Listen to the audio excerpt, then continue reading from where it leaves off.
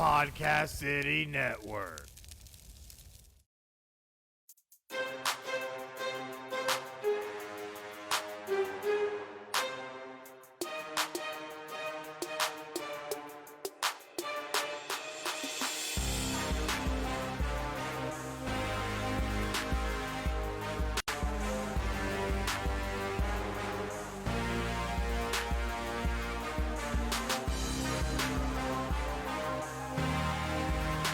This is Final Score, your number one podcast for sports news. Here are your hosts, Chris and Craig.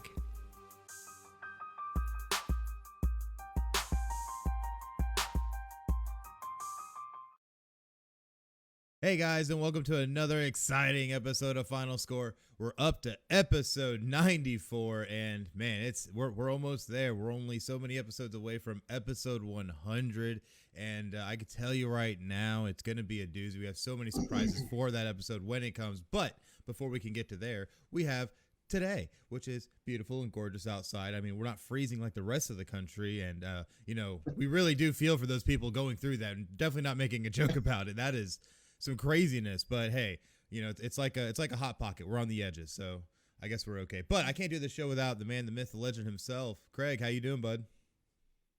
I'm doing great, man. This is the time of year where everybody hates Florida. Really, it's really what it's all about, unfortunately. Yeah. But no, it's a lot of fun. It's a lot of fun. The show we've got planned and all the stuff we've got planned for episode 100. That's going to be a lot of really cool stuff. So we're really excited to bring that to you.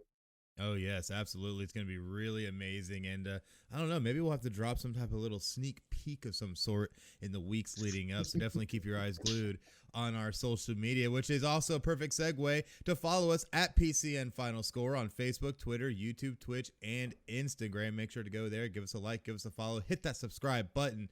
And more importantly than anything, let us know how we're doing. Let us know what you think of the show. We always try to make it better. Something you don't like or something maybe you want to see, let us know. And hey, I mean, we had rugby at one point. I mean, we'll go anywhere. So hit us up, let us know, and check us out. We really appreciate all the support. As you also see, we have our numbers up above. We're almost to 1150 on Facebook and getting close to that 200 mark there on Twitter.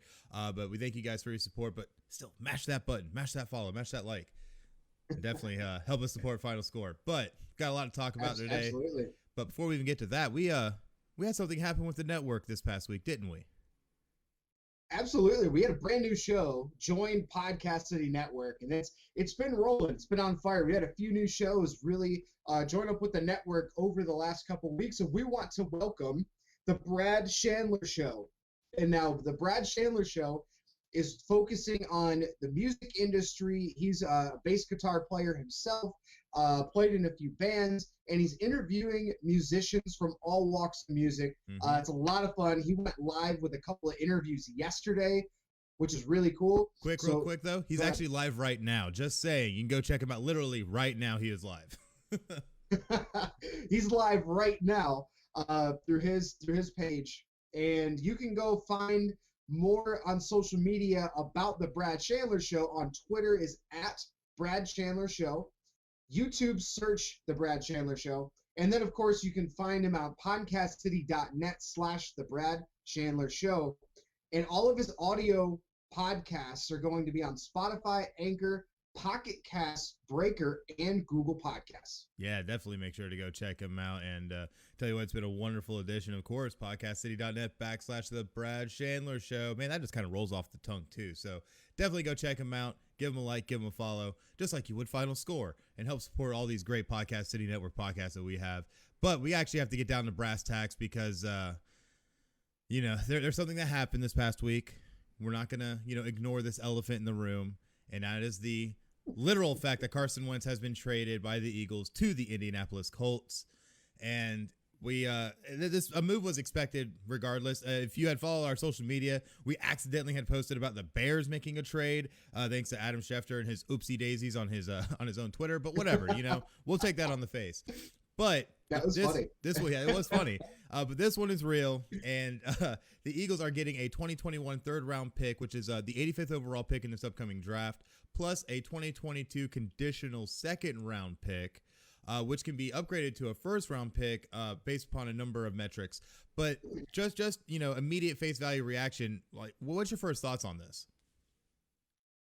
I have said numerous times on this show that current Carson Wentz is not worth an outright first rounder. Say that 5 times fast. He's not worth an outright first rounder, and you've seen it.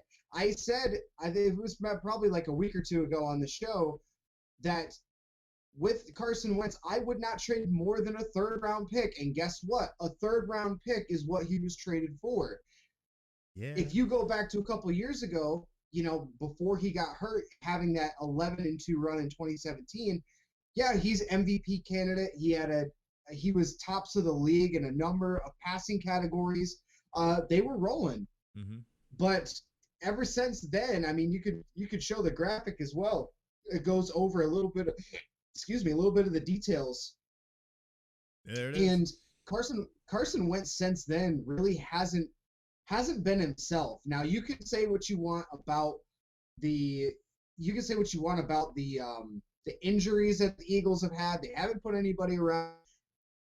Injuries are dealt with by every team every year, and it's if you have the right system, you bring in guys that fit your system. When one guy goes down, another guy can step up. And I'm talking about the offensive line, the receivers, the running backs, everybody else. That can be taken care of. So the fact that Carson Wentz, this is more of a testament of what happened when he got benched and all the drama that came out of that. And, he doesn't like Doug Peterson. They're like, well, we were talking on this show. What's going to be the choice? Are they going to pick Peterson or Wentz? And they picked Wentz, and Wentz still wanted to leave. So it's who would you rather have taken? Hindsight, I would have kept Doug Peterson and got rid of Carson Wentz, but right. That's also kind of my 2 cents on it. But the Eagles, you're taking a lot of hit early to hopefully be able to rebuild your team now, not having this. I wouldn't call him a locker room cancer, but he was pretty close to that status in Philadelphia. I feel like it was even not. Yeah, like you said, it's not that it was to that level. It's more like just being disengaged. He ended up just not being communicative with anybody, and there was reports that came out that he had not talked to Peterson for weeks on end throughout the season, just not having a lot of good rapport with guys in the locker room, even though guys came to bat for him on Twitter for him, saying, hey, Wentz is a good guy, he's a good leader, all this kind of stuff. But there's still this disconnect, and then Wentz not saying anything publicly throughout this process didn't help his case either. But looking at the graphic as you see here, the Colts are going to assume the entire $128 million extension, including the $10 million roster bonus that's going to be due, I think, in just a mere few weeks. And then you look at some of what Wentz has been going through while in Philadelphia, 78.5 QBR in 2017, which was first in the NFL. Like you said, great year, but then that ACL injury, Nick Foles steps in, and then they go on to win the Super Bowl without Wentz. So you got to imagine that had probably some kind of effect on his psyche as well. And then that hurt his ego. That bruised his ego. Oh, yeah, I mean, sure. all that pressure when and I know John in the comments here, appreciate you dropping in and leaving some comments. I do want to answer that question in a second. But he had mentioned, the pressure of the Eagles organization, the fans, how rough and tumble these fans are in Philadelphia. Like they, at any slight, like they're already like, Jalen Hurts is already like, if he has a bad game, they're already gonna be all over him. So that's kind of the predicament that we're in here. And it hurt his ego. It hurt his ego. Foles did it without him. Like, what does that tell you? Is it him or the system? Yeah, and that's something you got to kind of keep in mind with that too, is that I've already seen, and I try not to get into these type of social media battles, but I ended up talking with many Eagles fans who were telling me all kinds of different varying things. I see people that are all for Jalen Hurts. Oh, he's so much better than Wentz. Wentz is trash. I'm so glad he's gone. And other people that are like, listen, it wasn't all Wentz's fault for what happened last season. And truly, if you look at the numbers, it wasn't. Especially when you have an offensive line that led up 65 sacks, which was first in the NFL. And only 13 of those were to Jalen Hurts. 2 were to Nick Sudfeld. And the rest were all Carson Wentz. 12 of which they said were truly not his fault, which means most of it's just him running around, being dumb, not getting rid of the ball, which you saw play after play. But still, receivers were not able to get open. So many receivers were injured. They had games where they literally had no starters outside of Carson Wentz and Jason Kelce, who were there manning that offense to lead the charge in their first game against the Giants. So what do you expect the guy to do? He's not Superman, for crying out loud. The dude had a spinal fracture in his vertebrae. So, I mean, it's just amazing to me to see the different takes that were on this. Personally, though, I think the trade is good. I think Carson Wentz needs a fresh start. Too much has happened in Philadelphia at this point. Obviously, everything with Doug Peterson adds into it as well. Another thing is a lot of fans are calling for Howie Roseman's head because they're like, what are you doing, man? A second and a third? I mean, given that the what surrounds the conditional second-round pick does help, because if Indianapolis, if they can get Carson Wentz to start 75% of all the offensive snaps or 70% of those snaps and make the playoffs, that second rounder becomes a first rounder in 2022. So that could be very big. But you're still looking at the fact that Carson Wentz has not had a good track record health-wise. He's now not had a good track record on the field. So I don't know. It's hard, I think, too early to tell to say if there's going to be any kind of winner from this yet.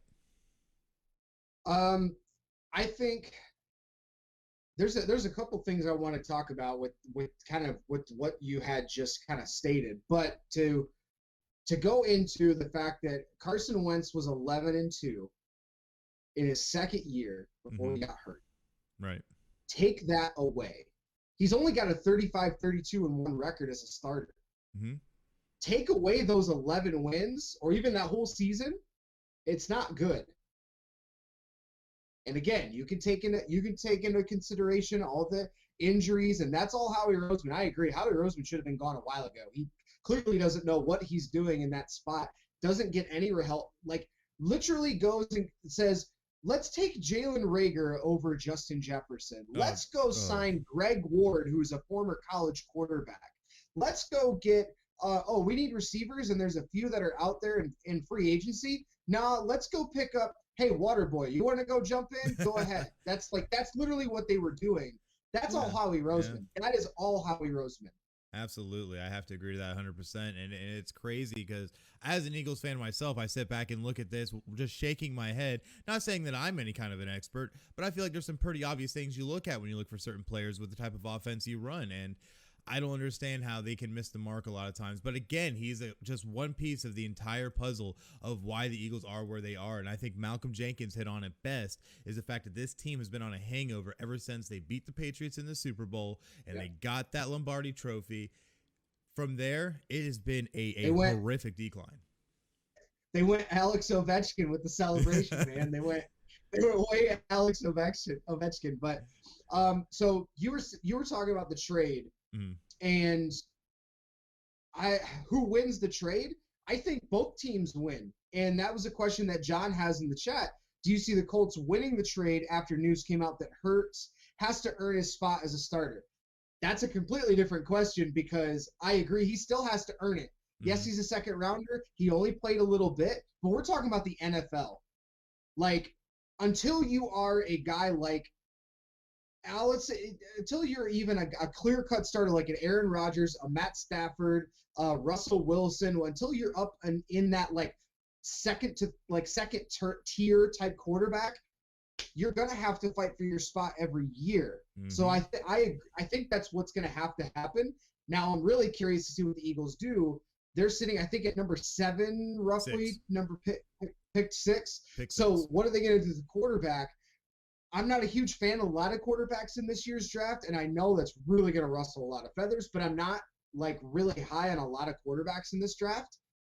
So what do the Eagles do? Do they go draft somebody? Do they go get a veteran? I would go get a veteran. If you really think Jalen Hurts has the potential, not is your guy, has the potential to be your guy, go get a veteran quarterback that is going literally understanding to come in and help Jalen Hurts develop. Because clearly Doug Peterson's not really much of a quarterback whisperer, as we've seen. It was more of Frank Reich, and that was so. I think that's where the Colts win this trade, is that they get Carson Wentz. Frank Reich did really well with him under center, and they did really well. And they only had to give up a third, and a second, maybe the first, depending on how they do. And that's where the Colts win, because now they got a guy that they feel like, okay, we need the franchise quarterback. We're in a position that we can get to the playoffs and we can win some games. So they win from that respect. The Eagles win too, because you only had to, you only got a third round pick, but if Wentz does what you think he will do in Indy, you're going to get a first round pick. Mm-hmm. And you'll get that first round pick. Yeah, it's not going to be very high, but it's first round capital, which is big in the NFL draft. And the fact is you separated the drama of Carson Wentz. Now you get to have a clean slate. Nick Sirianni gets to have a clean slate with Jalen Hurts or whoever else they decide to bring in. You can literally just start over. The dead cap hit, it's the biggest in NFL history. I know that's a huge knock for you, but you're going to have to do it anyway. When you decided to sign him to a $128 million contract with all that guaranteed money, what are you expecting? A quarterback that's going to be able to follow through. I mean, I don't think that's too much to ask for. Clearly he's not as talented as we once thought, because when he came in, he put up big numbers as a rookie, set rookie records. I understand that. And then came in. Injuries do happen, but look at what he's been since he came back. He's missed like 12 games in the regular season, not to count the playoff games and those runs. And that's not good either. Like, if you're having those kinds of issues, and he had injury history issues going back to North Dakota State. So that was something that they should have really looked heavily into. So I think both teams win in their own respect. I mean, looking at it, like I said earlier, I don't think we can say who does or does not win from this, because we got to see what these draft picks end up becoming, who the Eagles, if they still have Howie Roseman at that point for that first rounder, when it probably will eventually become, and see what he is able to do with that. I want to go ahead and give a quick shout out, though, in the chat to Joseph Gonzalez. Thank you for joining us, man, and giving us a watch. But also John mentioning about if they would have a laugh if the Eagles were to draft Trey Lance, another North Dakota State quarterback. My thing with that is that if you look at whoever the Eagles pick up, doesn't matter who it is, it's really going to be telling to what their direction is going to be. If they go draft a rookie, they truly are trying to have quarterback competition. Excuse me, let me English today.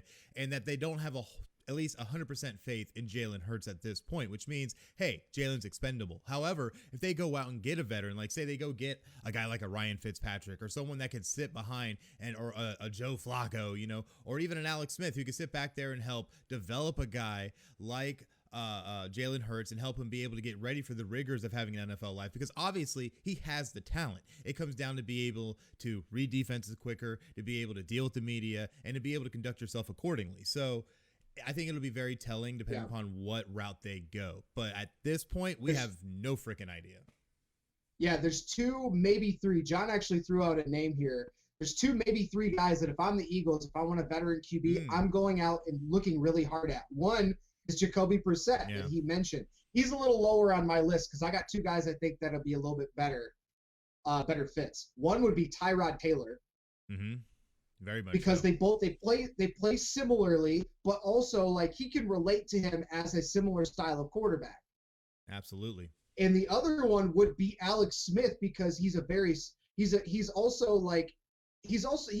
little mobile, but he's a more veteran quarterback. He's been in winning situations. He literally could help him from I don't know. I mean, they're both super professional guys, and they're both like real smart quarterbacks.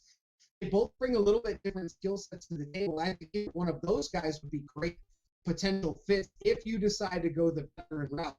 But this whole situation brings up one big question, or at least topic of discussion, that really needs no one's thrown out there.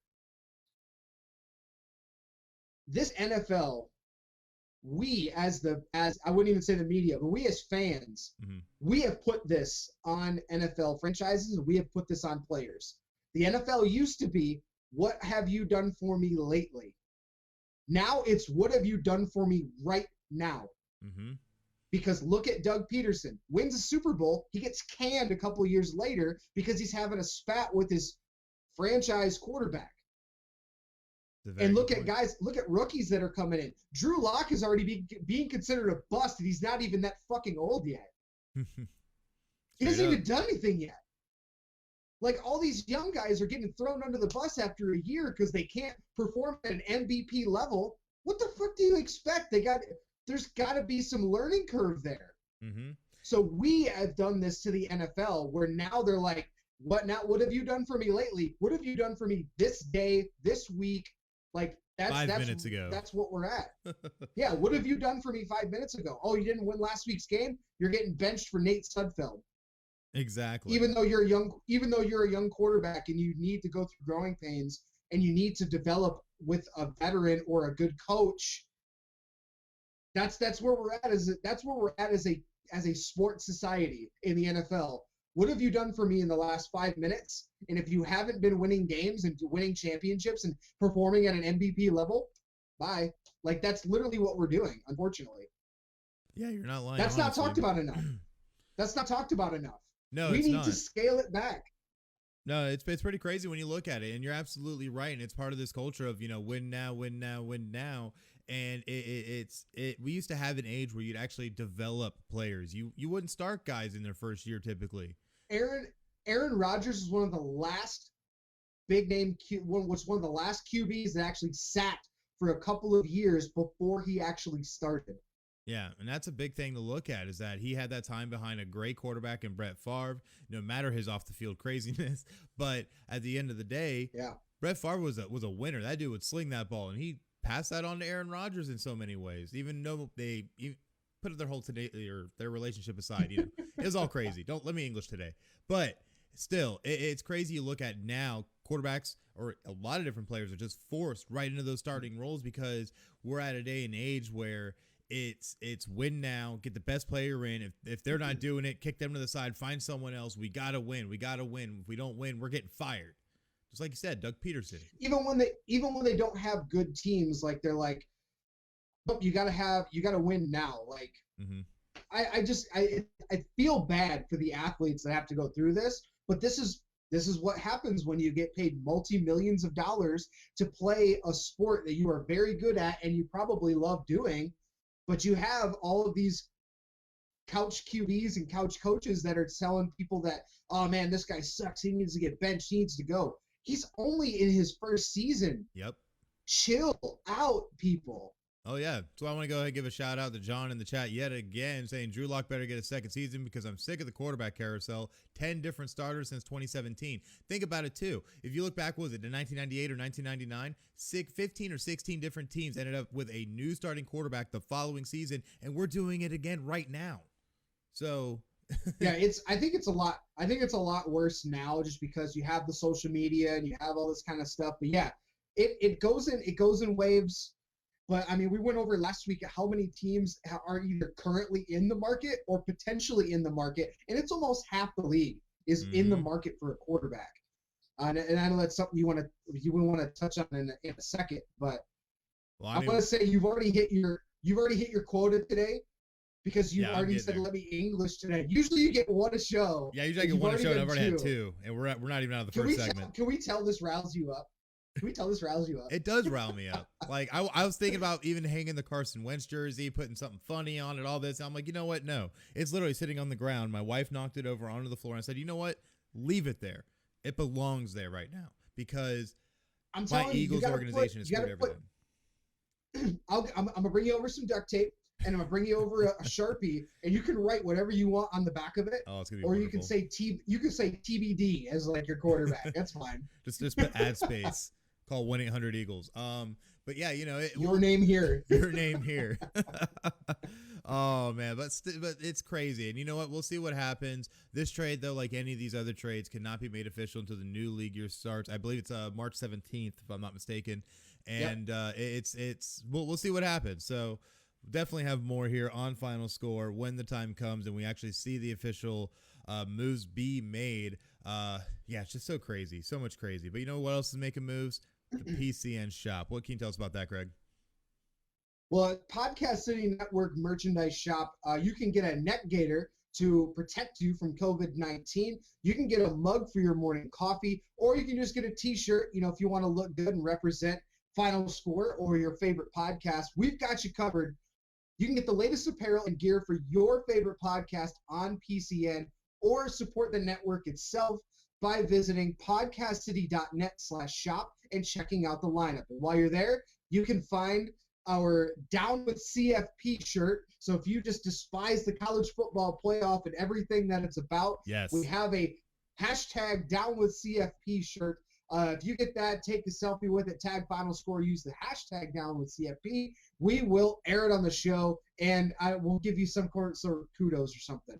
yeah, We'll do something. We haven't figured it out yet. Yeah, and don't worry about what kind of image it may, give off. There's going to be a lot of people that are going to hate on you and maybe want to try and say something to you. But, hey, if you get charged with a little bit of conspiracy to bring down the CFP, it's okay, bruh. That's awesome. Oh, man. God, I love these memes. But still, yes, we just want to see change happen with the college football playoff. We want to see it be greatly expanded. If you could go watch one of our old segments that we have that was about the numbers of the literal math of playoffs in North American sports and what the disparity was, vast disparity between college football, FBS versus all other sports. Absolutely insane. Definitely go check it out. Available on our YouTube and, of course, all of our content platforms. But now it is time to talk about the NFL and a lot of crazy things we've been seeing happening, and what seems like kind of a underwhelming amount of cuts. Usually we see a flurry of cuts right after the season ends and right before we get into the new league year, but it doesn't seem that way this year for some reason. Well, it's more of the fact that these cuts, a lot of them happened all literally in succession. So, like, they all happened literally in a couple hours span. But there haven't been a whole lot of big cuts. We have a graphic to show some of the bigger name cuts that happened from around the NFL. Your Philadelphia Eagles cutting Deshaun Jackson, saving them just under $6 million. The Packers cutting Rick Wagner and Christian Kirksey, those ones are a bit surprising to me. Yeah, they saved nearly $10 million.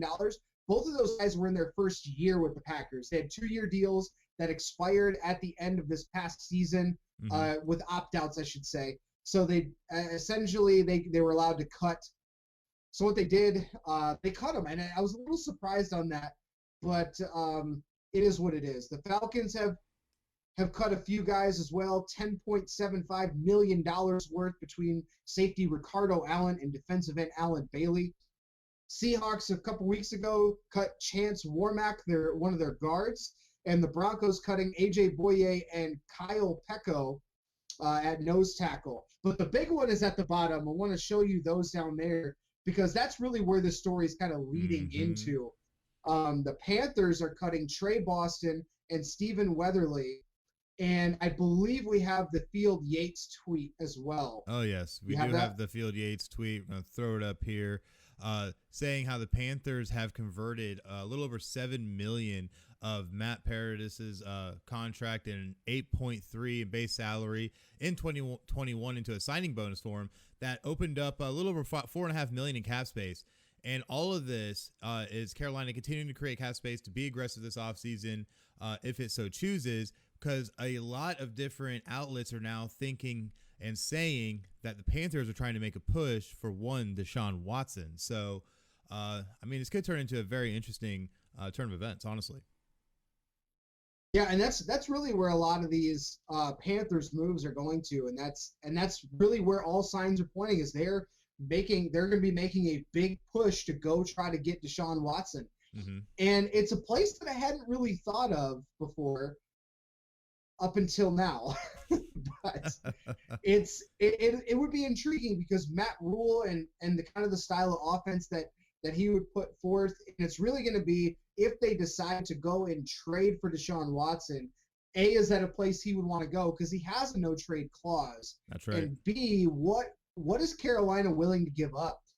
There's been talks that they're willing to give up Christian McCaffrey and multiple draft picks, like first round draft picks as well, to go get Deshaun Watson. To me, I understand, like, if I had to trade Christian McCaffrey and a few first round draft picks or not get Deshaun Watson at all, I would heavily consider it because of the fact that in the NFL, running back shelf life, even nowadays when it's a little bit extended, the average used to be 3 years. Mm-hmm. Now for the Stour guys, it's probably closer to six years probably. But even then, like Christian McCaffrey's had a lot of touches already early in his career. He was the heavy workload when guys like Cam Newton weren't doing anything, and then of course this last year when they didn't have like a starting quarterback, where they used Teddy Bridgewater, and then they went to a couple other QBs. To have a bona fide franchise quarterback on your team is almost invaluable, unless his name is Mitchell Trubisky, and then of course you're giving up way too much for nothing. But there's only a few guys that are considered in that upper echelon of elite potential QBs, and Deshaun Watson's one of them. So if I'm the Panthers, I am heavily considering that if I want to get Deshaun Watson, I might give up 2 first-round draft picks and Christian McCaffrey. I might, but I mean, you're gonna be like literally, what's the word? You're gonna be hemorrhaging your future by getting rid of multiple draft picks. But that's why you bring in a guy like Deshaun Watson, because other guys want to play with him. Mm-hmm. So you're gonna have to go in at free agency and grab some guys, and hopefully he's got some people that are free agents that want to come play, or you just got to really hit on your draft picks, which is tough. Yeah, it is, but I just feel like Christian McCaffrey is that kind of player that's pretty much been their backbone. To give him up plus first rounders, I think might be a little too much, honestly, in my opinion, for Deshaun Watson. I think Christian McCaffrey, maybe like a second and a fourth or a second and a fifth, but I just don't see a first rounder and Christian McCaffrey both going for Deshaun Watson. And I do understand it's a quarterback dominated league. And yes, I understand the shelf life of running backs, especially when you look at even just the past 2 years of what Christian McCaffrey's had to do has been absolutely insane, because he has carried that team because Cam Newton and everything that happened with him. So when you're looking at Cam Newton's last season and then the Teddy Bridgewater year, it was a lot on Christian McCaffrey until he got, injured. So it's something to keep in mind through that process, is that I guess that is something you have to keep in mind too, is that he is damaged goods. But I don't know. I think it would be very tough for it to come off that with multiple first rounders. So, I mean, obviously we'll see what happens. The Panthers are trying to get back in some type of contention. So. Yeah, Christian McCaffrey only playing in 3 games this past year, but the previous 2 years, 16 games each year, 219 carries and 287 carries. Yeah, not to mention the over 100 catches in each of the last two of the last 3 seasons. He led the league in total touches with 403 in 2019. Because he's a baller. But it's okay. I'm not disagreeing with you on that. But what I'm saying is that you cannot keep that up forever. Guys like Derrick Henry is one of the few guys that right now seems to be a guy that can take that workload. But do not be surprised if in the next year or two you start seeing some breakdowns by Derrick Henry, whether it's injuries here or there or even just lower production numbers. Running backs cannot keep that up for a long time. And the fact that Christian McCaffrey, we're already seeing injury history now after those 2 heavy workload years, I'm not going to put all my chips in on Christian McCaffrey.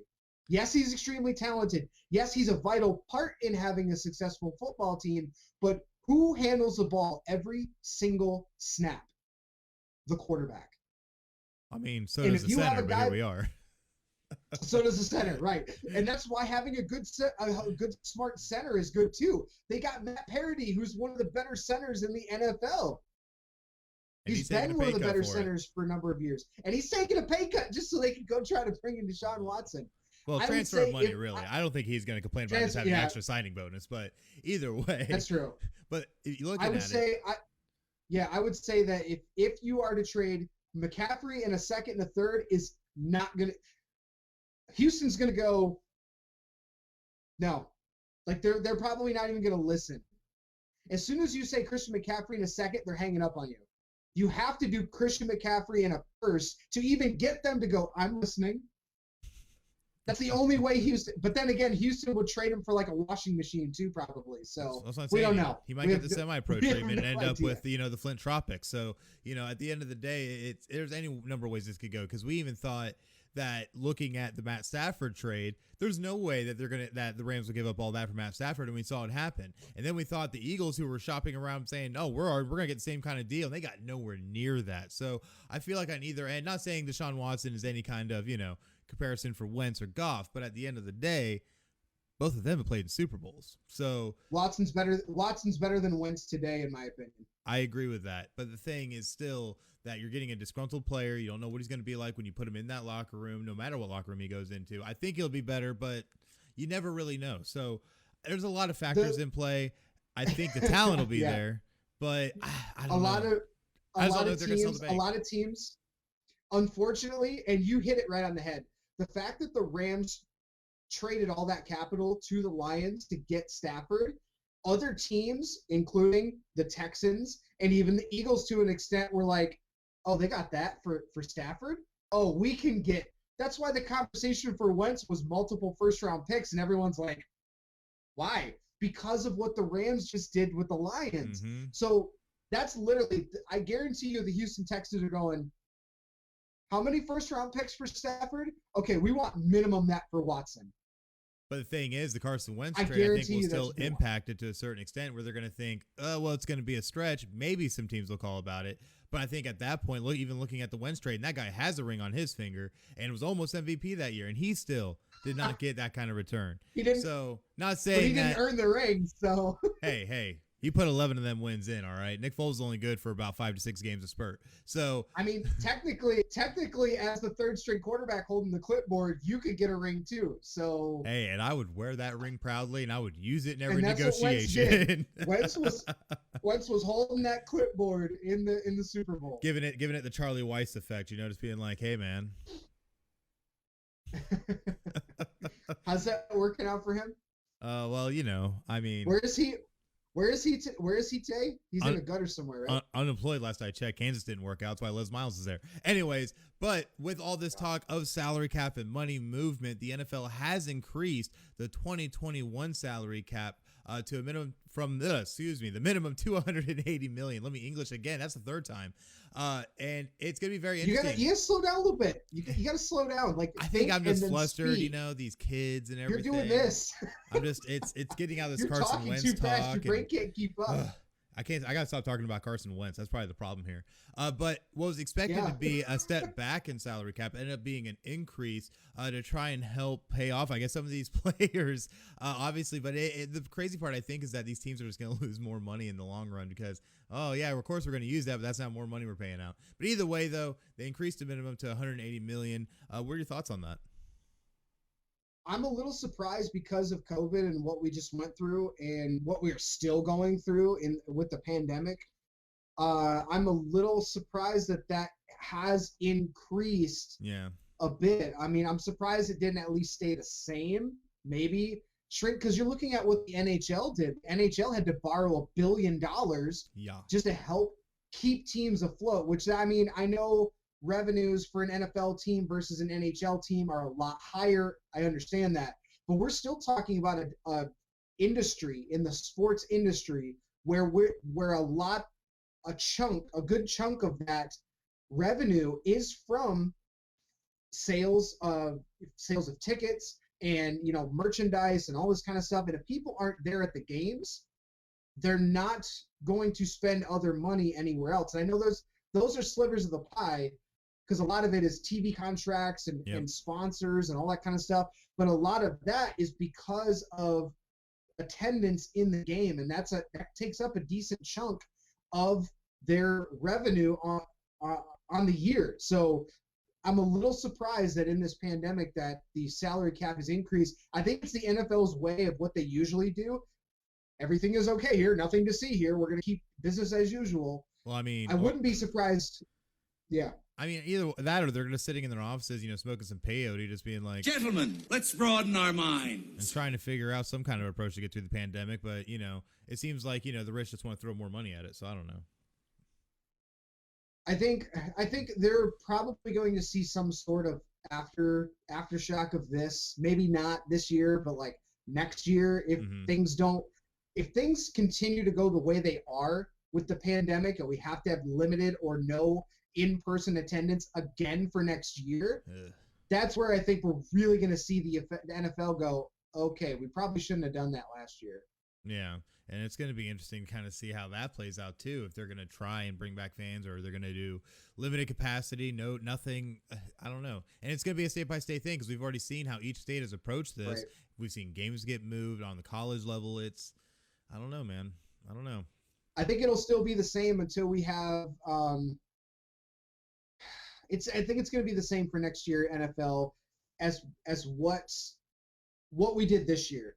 Places that are allowed to do limited in person, they will do limited in person. Other places that aren't allowed to yet, because we're still going to have, I can almost guarantee that we're still going to have states another year from now, February 2022, are still going to be no in-person attendance. I can almost guarantee it, just because of the way that we've gone through this whole pandemic over the last year, and there's still no end in sight. Oh yeah, and definitely give a shout out here to Jimmy. Jimmy getting back in the chat. See you there, bud. Saying that you nailed it, Craig. Meme God. Nothing to see here. The meme god. Yes, our meme god Jimmy. Yeah, and he hit it right on the head. Pretending nothing is wrong is part of the reason that we're in where we're at because of COVID. So because we said, oh, nothing to see here, everything's fine, and then everybody shut down. So I don't think we'll go that far. But yeah, I could see the NFL really feeling some after effects if this pandemic carries in its current state for the rest of the year. They could really be hurting next year. Absolutely. But one thing we do know that's the truth in life is that there's always going to be change, including changes to helmet designs that are now trying to go position specific, with there being now a new line of testing by the NFL for these, specifically for linemen, just because of the amount of impact they make in the trenches all the time. So very interesting to see this move. What do you think about this? This is pretty cool. I think we got a graphic for this to show what it actually looks like.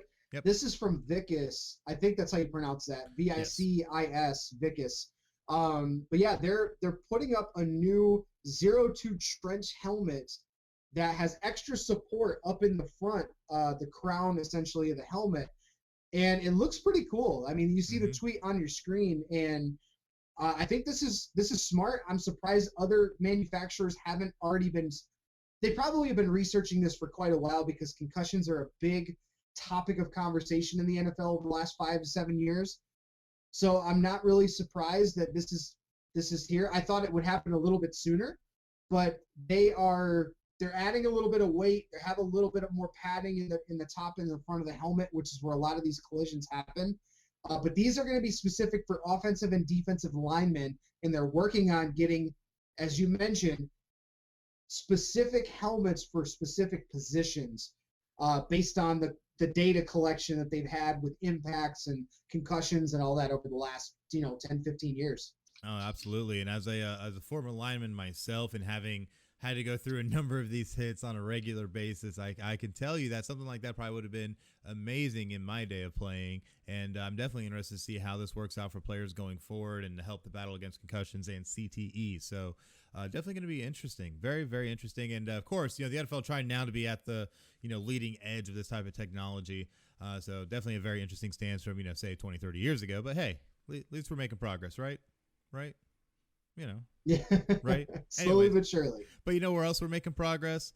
With our content platforms. Definitely got to make sure to check out all of those, including on Spotify, iHeartRadio, Apple Podcasts, TuneIn, Stitcher, Podbean, of course. Can't forget Podbean. That's actually where our main RSS feed is. So if you want to get down to the base source, that's where it is. Google Podcast, Player FM, Bullhorn, Castbox, and of course, the video portions on YouTube. Just go on to any of these and search keyword PCN Final Score, one word, and you'll be able to find all that great content there, as well as on our hub at podcastcity.net/Final Score. Because honestly, what reason do you have to not watch Final Score? Oh, wow, look, nothing. There's nothing. Nothing there. Nothing. Isn't that crazy? Because we try to bring the very best. And you know what? We're actually pretty good with our picks, too, because we kind of, we look at it realistically. We don't look at the drama. We don't look at the BS. We look at the nuts, and we look at the bolts, and that's where we get it. And if you make a pick without looking at ours, it can get kind of awkward. Just saying. get very, very awkward. So definitely make sure that you follow our content platforms and make sure that you follow us on social media. That way you can get all the latest and greatest and know what we're picking and saying all the time. And, of course, all the crazy great memes like these from great people like Meme God Jimmy. And if you have a meme, send it in. You might get featured on Final Score. So definitely do that. Definitely do that. I love that last meme. I love the memes that Jimmy's been making that are referencing to Community, the TV show. Yes. That's one of my favorite shows of all time. So I love the references to that show in the recent memes. It's been great. Oh yeah, been real great. But now it's time to talk about something else great, and that's the NBA, who's been giving us some updates on what they're going to do now with the All-Star game. And a lot of people were saying maybe we shouldn't have the All-Star game given the pandemic and everything going on. But the NBA ended up coming out and announcing that the All-Star game will go on as planned. And Adam Silver even saying that playing is, quote, the right thing to do. What are your thoughts on this? Well, the players have been the ones that are very vocal about not wanting to play and giving themselves too much exposure. And I understand that because you're not getting paid for this game. You're not, it's really for the fans. But that's why we're doing this game, because the whole All-Star festivities are centered around the fans. And that's what Adam Silver made in his point. That's what he made his point about with why are we doing the All-Star game? Because it's for the fans. Like, even though we can't do in-person stuff basically anymore for a while, why not still do something for the fans? And I know players are upset about it. And, this is where one of the things that I say, if you want to opt out, opt out. Otherwise, quit crying and complaining. Do it like this is for the fans, because if it weren't for the fans watching your games, you would not get your big contracts and you would not be playing. Just so saying. This is a very mutual relationship, because without the players, people won't want to watch. But without people watching, the players won't be able to get paid the massive contracts they're getting paid. And I get it. You're phenomenal at what you do. They're a hell of a lot better than I am at the game of basketball. I understand that. But you're doing this for the fans. That's why you're in these positions. When you're a professional sports player, you're doing it because you're playing for fans, whether you realize it or not. And that's why the All-Star game is going to be played in Atlanta. I'm a little with as far as the schedule is, they're doing it all in one night, which is kind of weird to me. Yeah. Because, and I think we have a graphic for that to show what they're all doing in one night. There it is. Yeah, Sunday, March 7th. Coverage will be getting at 5 p.m. all on TNT, but they will be having their skills contest, a three-point contest, and the All-Star game, as well as the slam dunk contest at halftime of the All-Star game. So it's going to be very, very packed, very tight in the scheduling. So, no, they're doing the skills competition three-point before the game. Well, yes, and but then the slam dunks only at halftime. Correct. Yes. You had said all of them and then at halftime, so I don't want people to get confused. That the skills and 3-point is going to be before you drunk, the sir? game. I'm pretty sure I said it before. Are you sure? You okay? Do you need? No, you said all three of them and then at halftime. It's okay. Whatever. I'll look back when I edit it later. It's a little surprising. It's a little surprising they want to do the slam dunk at the halftime, but I guess it is what it is. They want to get it all done in one night. Because they're not going to have fans anyway. They want to get players back, but they did name the starters for the starter pool for the East and the West. They have from the East. I'm trying to remember this off the top of my head because I know we got a graphic for it. But we had there it is. Yeah, we got the East with Kyrie Irving, Bradley Beal, Kevin Durant, Giannis Antetokounmpo, and of course Joel Embiid. Definitely an interesting lineup. But what I think is interesting is on the West side, just because there was some controversy linked with this, with Kawhi Leonard, Nikola Jokic, LeBron James, Stephen Curry, and of course Luka Doncic. And that last one is what the interesting one is, because a lot of people thought that Damian Lillard would get in and didn't. So that's the big one. So Dame Lillard's he's had a phenomenal season, and when it comes to the starters, they go in three different ways. They do a vote by the players, a vote by the coaches, and then the fan vote. Well, they say that there was a tiebreaker, and the fan vote broke the tie. But if you look at it, It did. The players and the coaches both voted Dame Lillard over Luka Doncic. And then just the fan votes were so heavy in favor of Luka Doncic that they decided to give the tiebreaker to Luka. Mm-hmm. I understand why they did it. I think Dame got hosed. I think he got hosed because he's having a much better year, and the All-Star is supposed to be, in its early form, was supposed to be a showcase of the best players that season. Mm-hmm. But as we've seen over the last 10 years, it is literally a popularity contest. And that's why Luka Doncic got in, because they're appealing to that international audience. There's a lot of other people from around the world that relate to Luka Doncic versus Dame Lillard. So Dame Lillard definitely is going to be an all-star reserve, but he's unfortunately not going to be an all-star starter. I don't think he's going to care too much anyway at that, maybe a little bit, but it's not going to affect him too much. No. And another thing, too, is that they said that the NBA said that the fan aspect of it made up 50% of the vote, which is why the overwhelming votes ended up being able to outdo player and coaches' votes, all that. So looking at it like that, it sucks. And what's crazier is that even Luka Doncic went out and was like, hey, man, like, on social media, he's like, sorry, like, I don't agree with it either. You know, you should be in, not me. I didn't expect to get this at all, but, I mean, here we are. So, you know, it is what it is, and hopefully maybe changes will come to that in the future, and we'll see. But we also had our captains named for this, if you didn't see that one. With the LA Lakers, LeBron James, and the Brooklyn Nets, Kevin Durant being named the captains of their respective teams for the All-Star game. Any surprise here?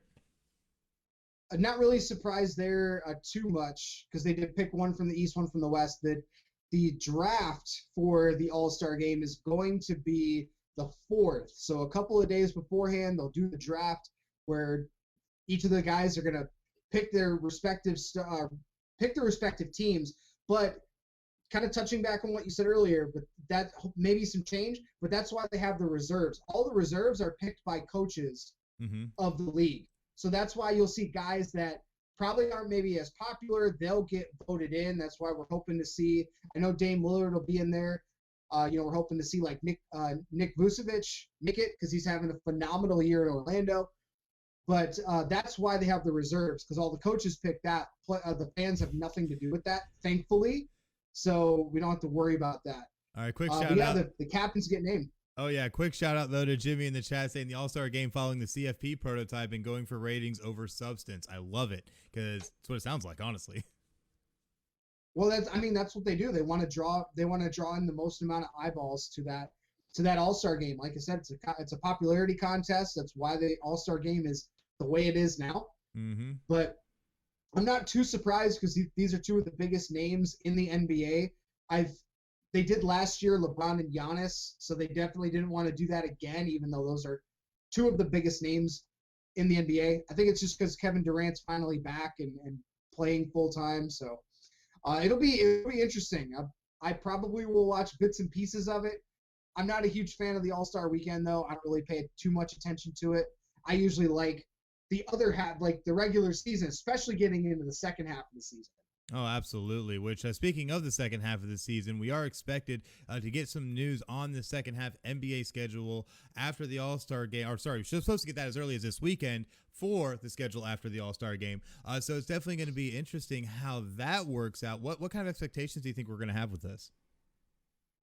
I like that the NBA did this year, and I think they should do this moving forward, because now in the second half, you can see where people's standings are. Because before, you might have the last couple weeks play against teams at the bottom of the conference and have no playoff implications. But if you're smart and you're in the NBA, you want the ratings, you want the eyeballs, you want the dollars, sponsorship dollars. So what are you going to do? You split the season up into 2 parts. In the second half, you schedule it based on teams from the first half. So you're going to see a lot of the top, like I'll say, for instance, the Jazz are the #1 team in the West. You're going to see a lot of the matchups between the Jazz and the Lakers, Jazz and Clippers, Jazz and Suns. All those are going to be backloaded basically into the last month or two of the season. And I love it, because it brings so much more drama and so much more intrigue to the NBA, where most people, unless you're a hardcore basketball fan, most people aren't paying attention to the regular season in the middle chunk of it. Just like with baseball,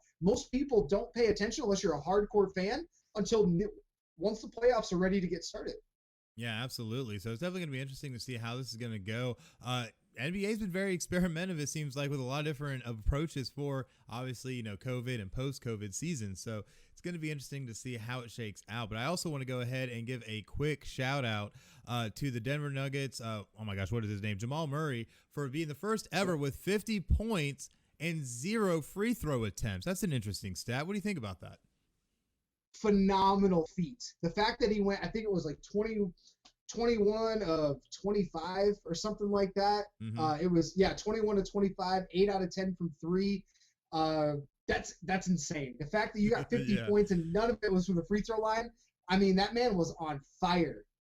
Oh yeah, he definitely was, and definitely hats off to him being the first ever player to do so. Man, you gotta be a baller to pull that kind of stuff off.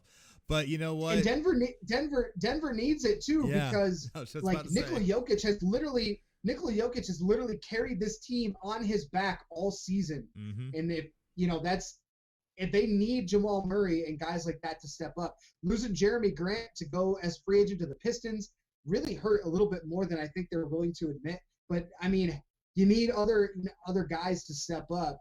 And they need Jamal Murray to be that solid number 2, to be that other go-to guy. And you can see glimpses of it. We know he can do this kind of stuff. He's just got to do it consistently. Got to be that solid number 2. Real solid. And then just... like the Nuggets playoff hopes? Huh? Like the Nuggets championship hopes? Yeah, exactly. There's little nuggets flushing down the toilet, so it's all good, man. It's all good. But you know what else is really good? Our beautiful parent network, Podcast City Network. What can you tell us about that? Well, FinalScore is a proud member of Podcast City Network. PCN has 21 independent podcast members across all genres of podcasting. You can find more about PCN on all major social media platforms: Facebook.com/Podcast City Network, Twitter @PodcastCityNet, YouTube search Podcast City Network, and of course the website podcastcity.net. Be creative, be independent, be yourself. Podcast City Network.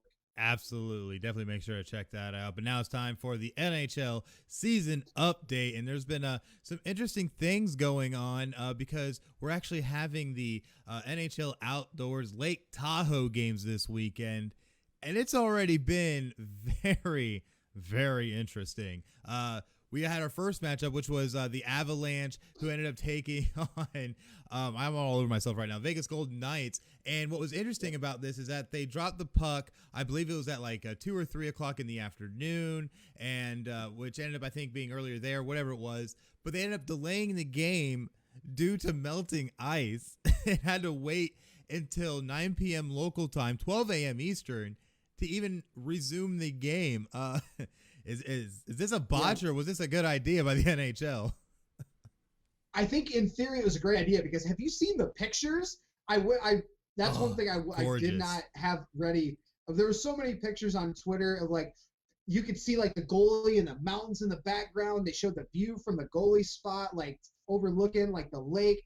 It was phenomenal views, but the problem is that they did it in the middle of the day when it's the hottest part of the day, and they had problems with the ice melting, made for terrible conditions for the players.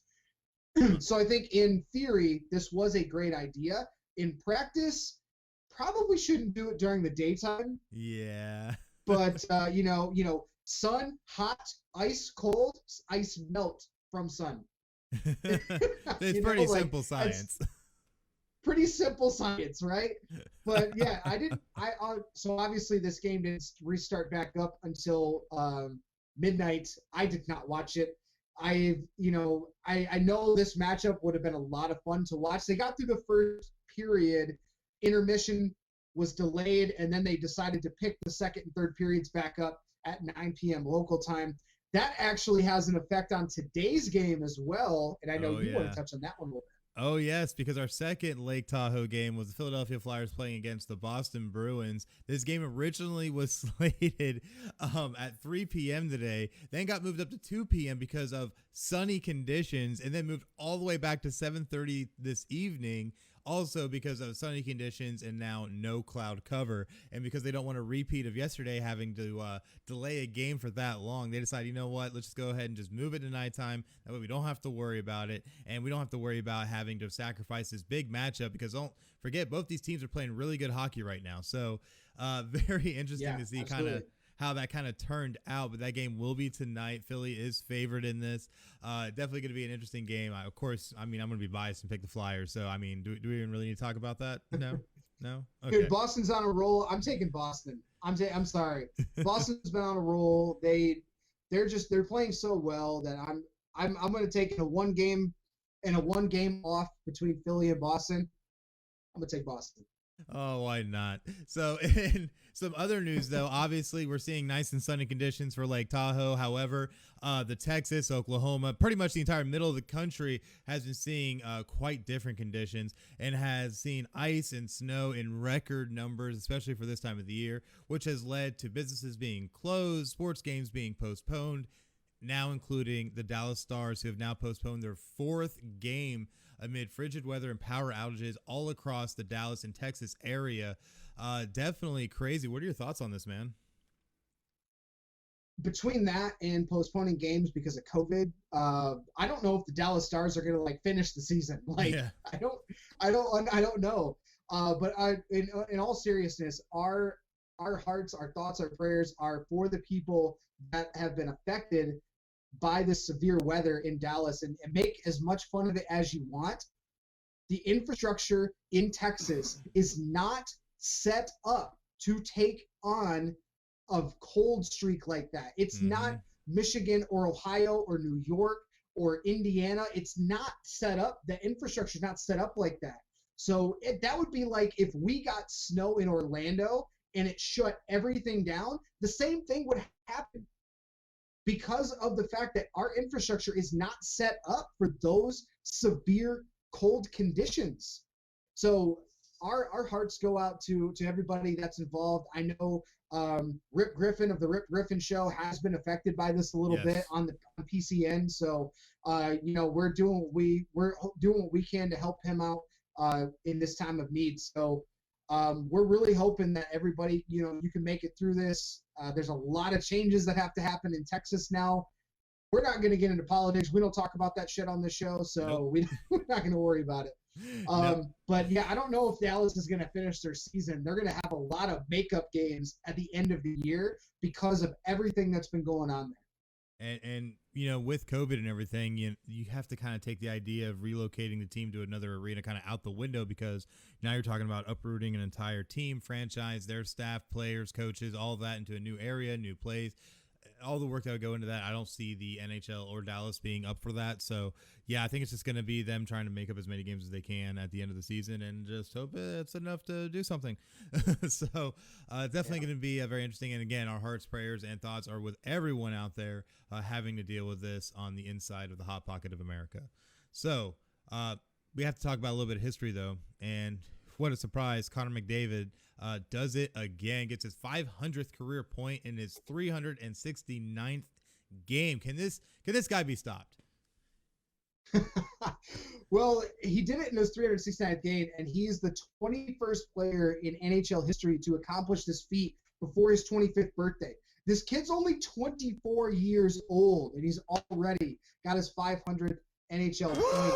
He's now got 171 goals and 330 assists, leads the NHL in points this season with 9 goals and 22 assists in 18 games. Oh, and by the way, this was before they just had a thrashing, 6-1 last time I checked last night. Yeah. 7-1 was the final against the Flames last night. 7-1, and Connor McDavid had 3 goals and 2 assists in that game. He was the third. He was +3 on the night. He was the first start. He's having a phenomenal. I mean, he's a phenomenal player. What can we say? He is. I mean, look at what he's doing. Just. Now, if only they could get a Stanley Cup, it'd just bring it home. But, we'll definitely see what happens on that end. But absolutely amazing. That's a tall task, man. Yeah, it is. But absolutely amazing by Connor McDavid to see what he's done in his career to this point, and to see this as well. Yet another accolade for him to add to his belt. Absolutely amazing. And hats off to you, bro. You're killing it. You're absolutely killing it. just like. And they're above 500. They're 12-8 after last night. So they're they're super happy. They're moving up. We're super happy, just like all the great shows that we have on Podcast City Network. And if you wanted to bring your podcast or start a podcast with Podcast City Network, you can more than do so because they offer an array of membership services, including all kinds of things, including logo design and branding, some social media advertising, maybe a little bit of live podcast hosting, whatever you need. They got so much on top of that, and it's just absolutely amazing what they're able to offer. And you also gain access to a network of shows to help with cross-promotion and guests, overall reach, while also becoming a part of our ever-expanding PCN community that literally is based on the idea of just people helping people. Very simple. And the best part is there's no membership fees involved whatsoever. So what are you waiting for? Go to podcastcity.net/join now and join the fastest growing independent podcast network around, Podcast City Network, which if we're talking about that, it now means it's time for the Give or Go. And it's going to be a good one this week. I can promise you that because, man, there's just some interesting topics on here all the way around. And the first one right off the bat, MMA fighter Rafael Alves has missed weight by a record 11.5 pounds, resulting in his bout versus Patrick Sabatini to be canceled. Give or go?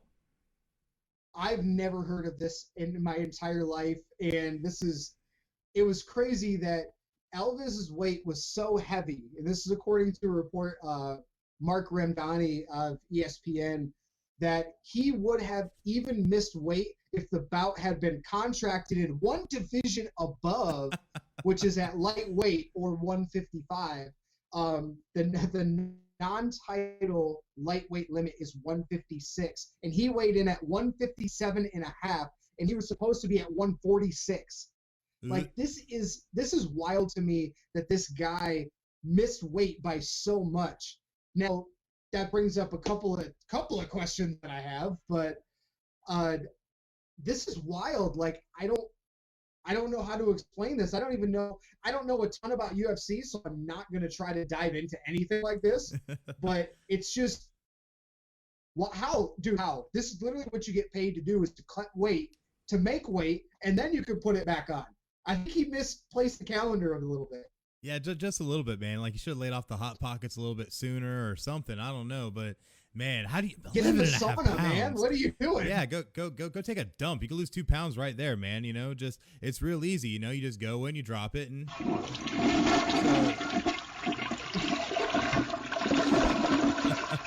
you gotta do something with that weight, man. But hey, I mean, get him next time. I don't know. Yeah, that's absolutely crazy. Oh, here's another fun fact: the previous UFC record for missing weight was held by Anthony, quote, Rumble Johnson, who weighed in 11 pounds over for a fight against Vitor Belfort at UFC 142 in 2012. It was supposed to be middleweight non-title limit of 186, and he weighed in at 197 pounds. Jesus. I mean, did he not step on the scale before even getting there? Like... So Rafael Alves broke it by half a pound. He broke the record by half a pound. Oh, hey, at least he's in the record books for something, right? I mean, hey, if you get there for something, I mean, is what it is. All right, moving on.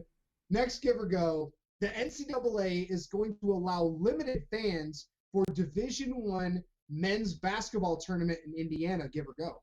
We're going to give on this a little bit because it's going to be very interesting given that they're going to have 67 teams in totality for this tournament that are going to be all shoved into Indianapolis.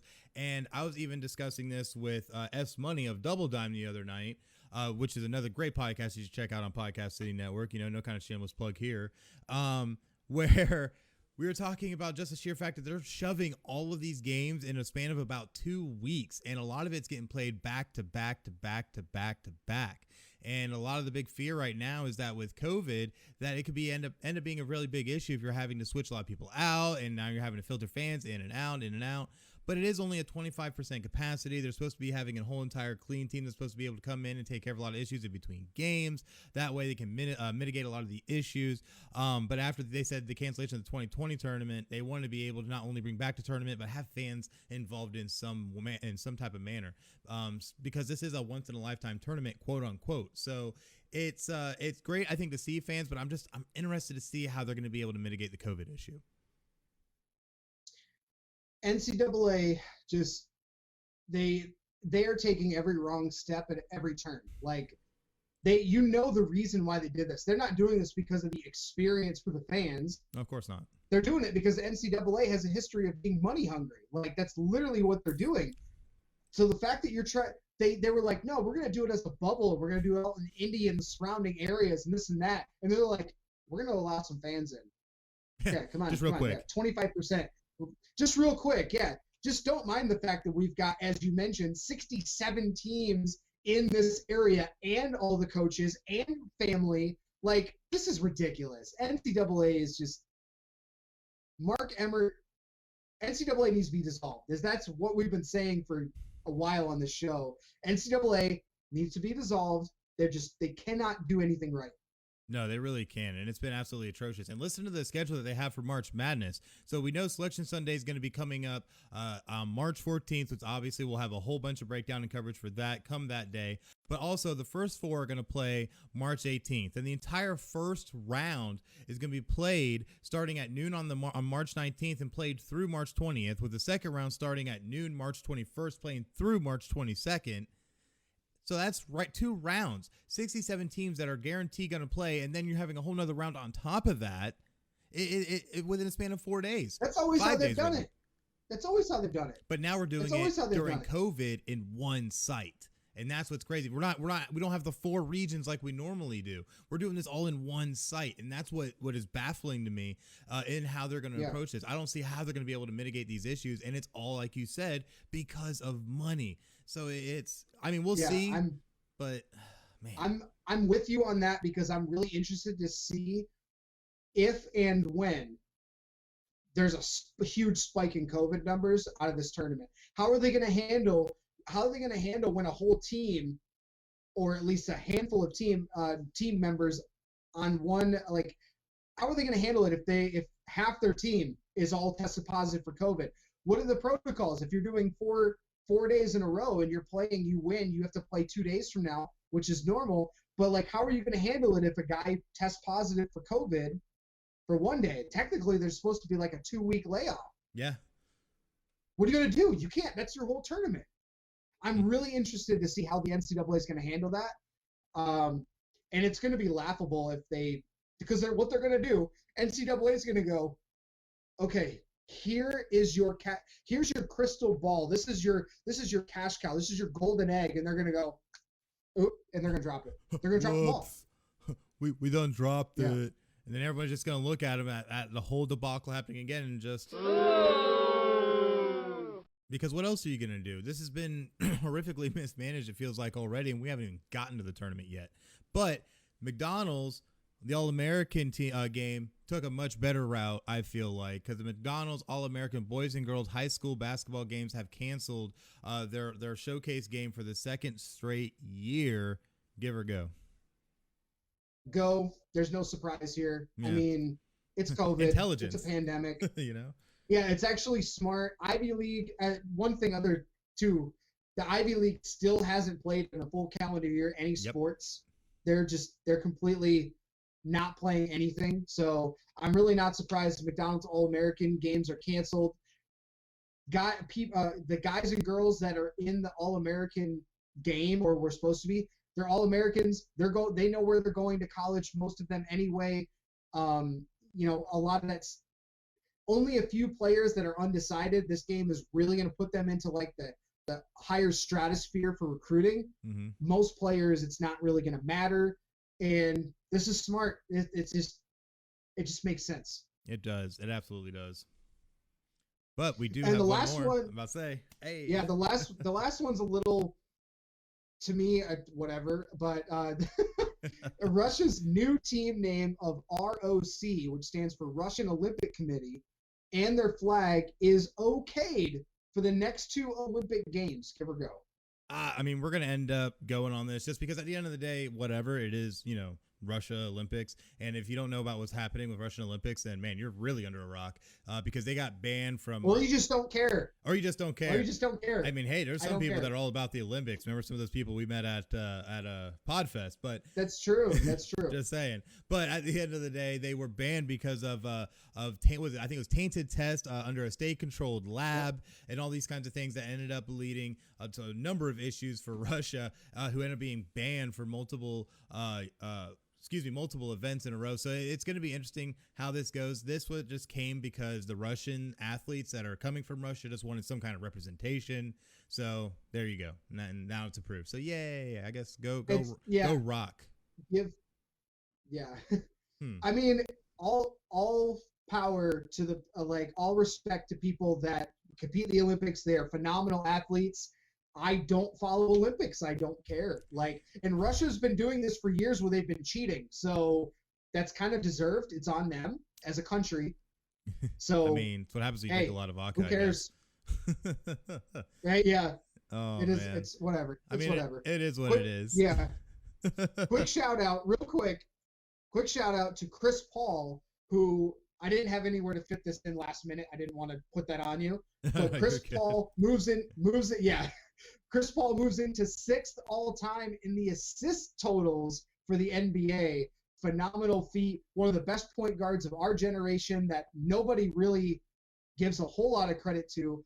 But phenomenal feat by him. Moves into 6th all-time, and the Suns are rolling right along. So kudos to Chris Paul. Yeah, absolutely. Which because of awesome TV magic. Boom, there's the graphic as you see him moving into 6, just one past Oscar Robertson and just behind Magic Johnson. Still got a ways to go behind there, but still awesome to really to hit that kind of an accolade for him, especially the kind of player he is. So that's really awesome for him, man. I knew I found that graphic. I just didn't know if it got to you to put up. So I'm awesome that I'm happy that it went through.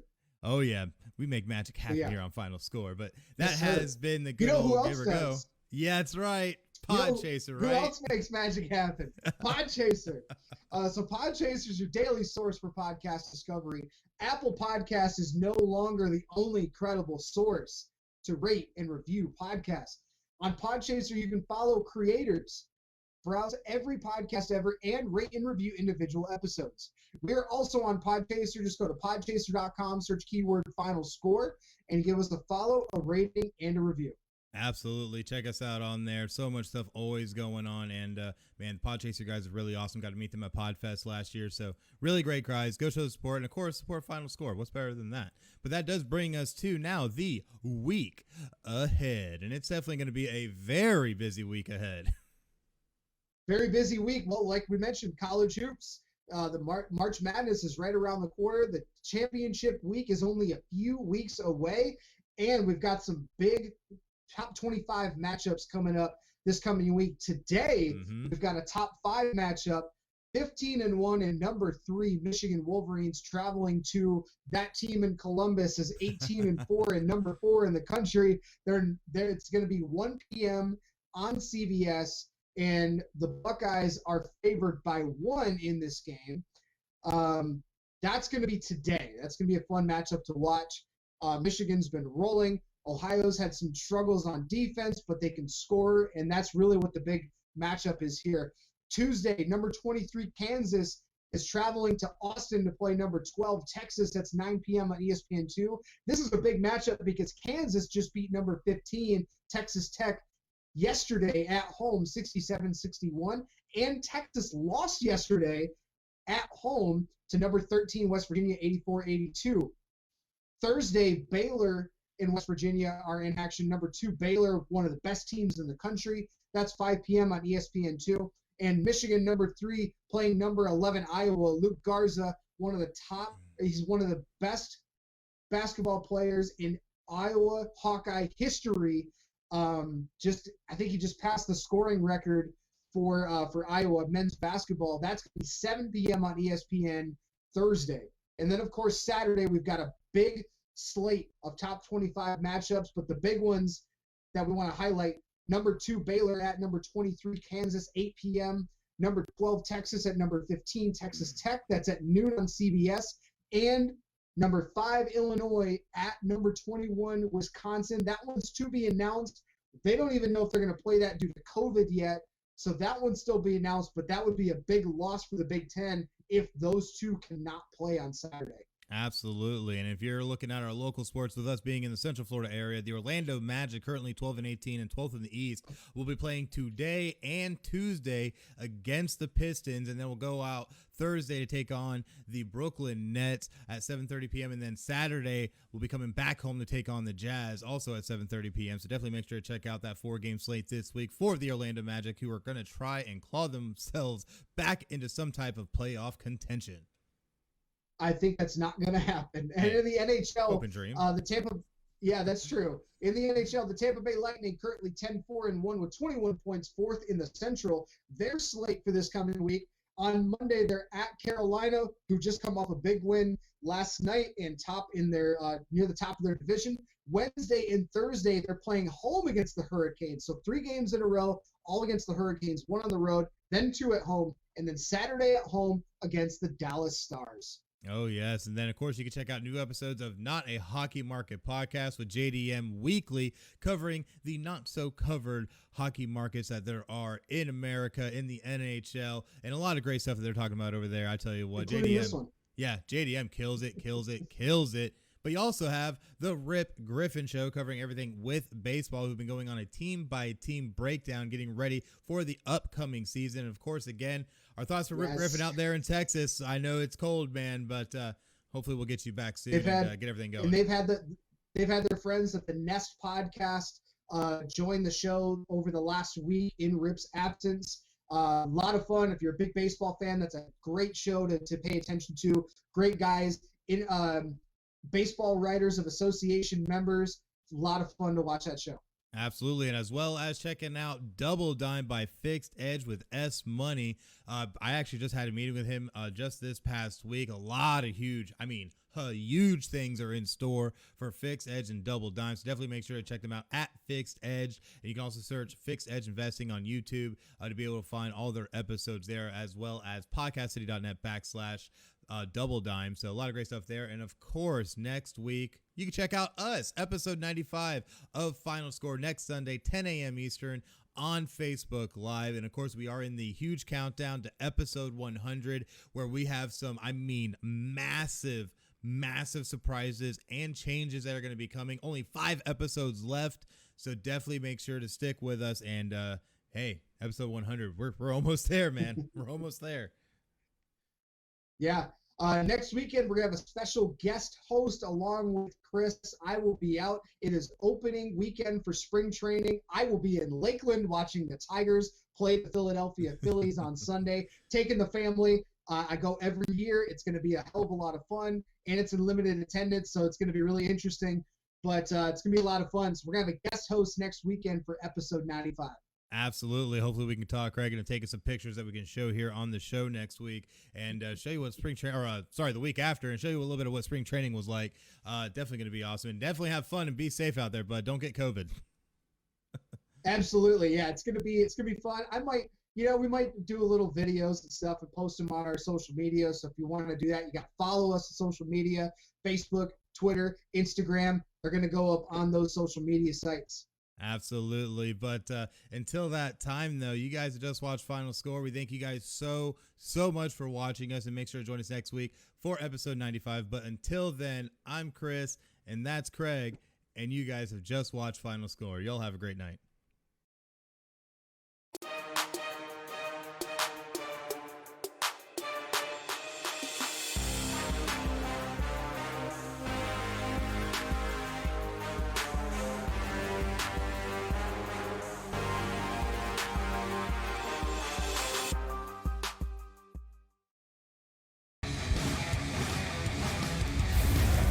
Podcast City Network.